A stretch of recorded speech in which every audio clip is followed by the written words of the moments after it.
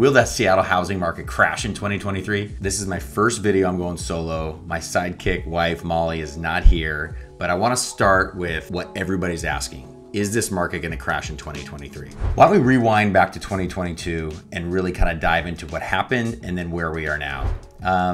Man, 2022 was crazy. It started off, if you bought a house and you felt that feeling when you feel left out and everybody's buying a house and everybody's looking for houses. So that's what it felt like in early 2022. And in short, early in the year, people were overpaying by houses. I know people that overpaid on houses by $200,000, $300,000, even up to $500,000. And a lot of that is like the fear of missing out. So all of that happened early 2022. Interest rates were low. People felt like they could afford their specific payments. And then everything kind of stopped. All of a sudden, we started seeing interest rates rise and people started getting a little bit more afraid. And we started seeing, having conversations about inflation. So all these things started happening and people just got scared and the market just completely stalled. Okay, that ain't good. But I think what you should probably know is year over year, and I know we probably talk about this all the time, year over year, the market in the Seattle area was up 6.5%. So from the beginning of 2021 to the beginning of 2022 to the end of 2022, the market was up. The big thing people are asking now is what's going to happen in 2023. So I went through and I came across all these different articles. You can't see they're down below here. Initially, Zillow is probably the most optimistic. Zillow says here that they expect that home values in Seattle will be relatively flat. What does flat mean? They actually say it's going to be up about 0.5%. In my thoughts, that feels pretty realistic, depending on where you're at in Seattle. So Seattle's a big metropolitan area. So if you're in the Seattle proper, where maybe you're living in a condo, you may not see it remain flat because the condo market is a little bit different.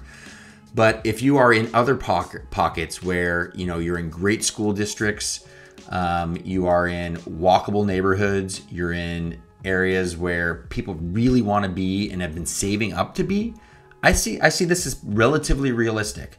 So maybe it's going to be down 1%, maybe it's going to be up 0.5%, but I think I agree with where Zillow's going here. So now Morningstar, which is an investment company, said this, quote, "To put it more existentially," that's a hard word to say, existentially, waning of affordability and consumer confidence have negatively affected the psyche among prospective home buyers in Seattle. I 100% agree with the psyche, the emotionality of what this is doing to people. And even on the flip side, if you go back to 2022, the emotional part was like the fear of missing out. Now it's the fear of buying and then losing a bunch of money because you bought at the wrong time.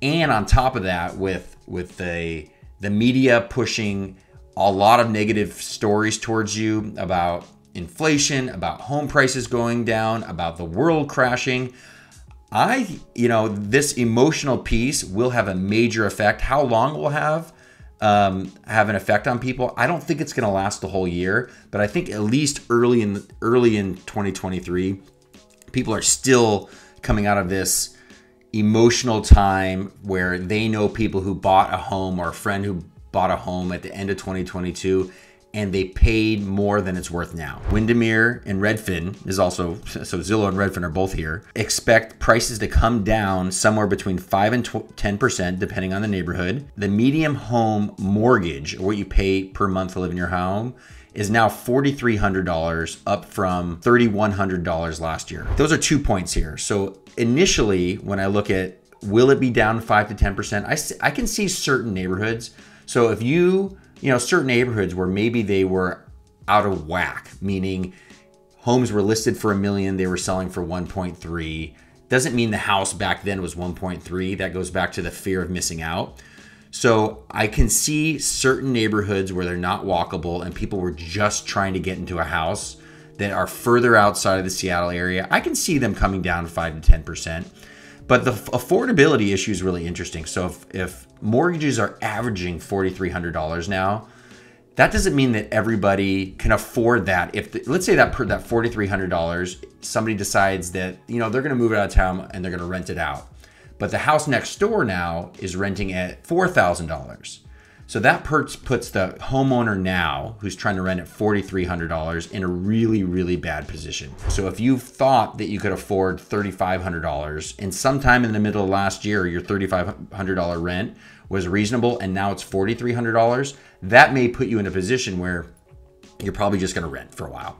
It's not 2008. 2008, people were getting mortgages that shouldn't have been getting mortgages. They were way underwater. And the Seattle Times also reported that the average homeowner in Seattle has 63% equity in their house. That's a lot of equity in your house, right? So if you need to take money out, these people are willing to do that. They have low interest rates that most of these homeowners are locked into. So we're also seeing a lot less inventory because people who have 63 or 50% equity in their house and have a 2 or 2.5 or 3.5% mortgage, they're not going to be willing to sell now.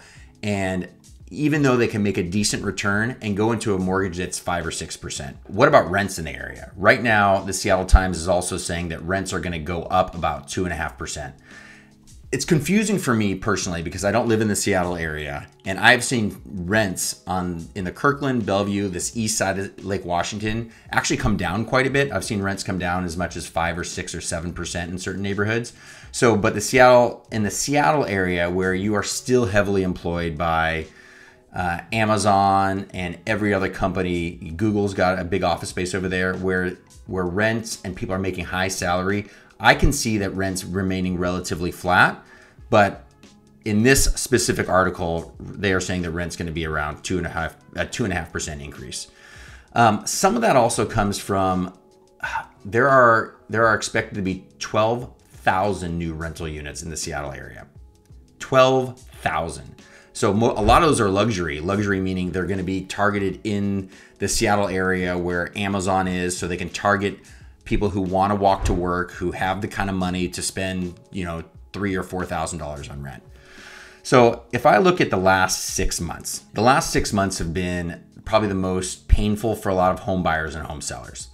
And I've got 3 different areas that I've been looking at. So if you look at the Seattle area specifically, obviously home prices are down over the last 6 months. But in 3 specific areas, Mercer Island, Sammamish, and our own hometown of Kirkland. On Mercer Island, the median home price in the last 6 months went from $2 million to $1.8 million. So that's a big swing of a couple $100,000 in just a short period of time. In Sammamish, Sammamish is a great area. It's ranked one of the safest areas of Seattle every single year. It fell from 1.46 million to 1.35 million, and then our little hometown of Kirkland fell from 1.1 million to 1.06 million, all in the past 6 months. I think we've seen the worst of it. Will it come down a hair? Maybe could be down to 1 or 2%. It's definitely possible, but these are all very desirable areas. Now, what about my predictions? Over the next 6 months, things are going to change dramatically. Right now, people are still scared. I think I mentioned that earlier. But as we see inflation being taken care of and interest rates come back down, I don't expect them to come back down to the 3.5% range, but if they get back into like this 5.5% range where people are starting to psychologically normalize that and they've forgotten about the 3.5% that their friend got a year and a half ago or so, I think we will start seeing buyers become more comfortable out there looking for homes and sellers being more realistic, saying, yes, my neighbor sold their house for $1 million, but now it's only worth $900,000. Those are my predictions. Again, if you know anybody moving to the Seattle area, or if you yourself are, we would love to be your real estate agents of choice.